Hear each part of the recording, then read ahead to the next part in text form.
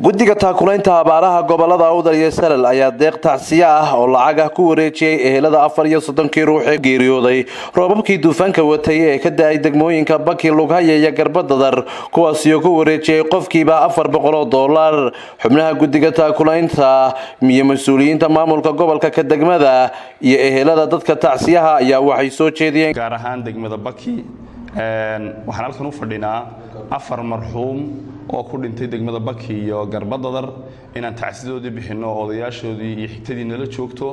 si aynu u gaarsiino dadkaasi aasaska iyo wali dad la leeyahay raadacada meydadka in lagu galo hawshaasi hadii Ilaahay ilaaho iskii ku geeriyooday waa qoyskiis dhalay waa labadii waalid iyo inankii ay dhaleen ee qabuurta qardheele ku geeriyooday inna lillahi wa inna ilayhi raaji'uun baan leenahay Allah u naxariisto dadkaas dadka ay ka baxeen Ilaahay sabir iyo iimaan ka siiyo waa qoys dhan oo iyaga iyo xoolahoogiba meesha ka baxeen aabaha qoyska Allah u naxariistay marxuum Umar Cawaale iyo hooyadii qoyska Faadumo Tukaale Magan iyo wiilkoogii Allah u naxariistay Faarax Umar Cawaale saddexdaas oo isku qoysaha oo degmada Baki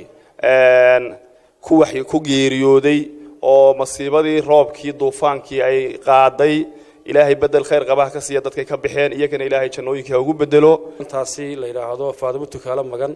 waxay ahayd habartay bay ahayd waxana weeyaan waa xukun dhacay weeyaan waa in lagu sabro dhamaanba oo caloosha la adkaysto oo la adkaysto weeyaan marka ilaahay waxaan ka rajaynaynaa intaas iyo inta kale baxday dhamaantoodbana hadana guddiga abaaraha waxaan u qorsheynay inaan siino midkiiba $400 sheeynay tirada inta doonaha noqotay dadka muslimiinta ee ku dhintay duruufta xasaasiga ee nagu timiday inaanu tacsiyahaan u siino qofkiiba $400 oo ugu yaraan aanu isleenahay malaha waxa laga yaabaa inay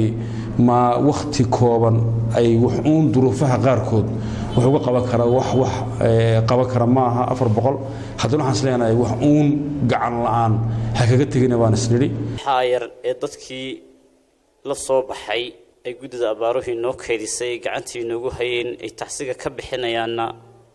runtii ilaahay waxaan leenahay dadkii la soo baxay meel wanaagsan haydin dhigo dadka imika ay guddida abaaraha ee gobolka Awdal tacsidiisa bixisay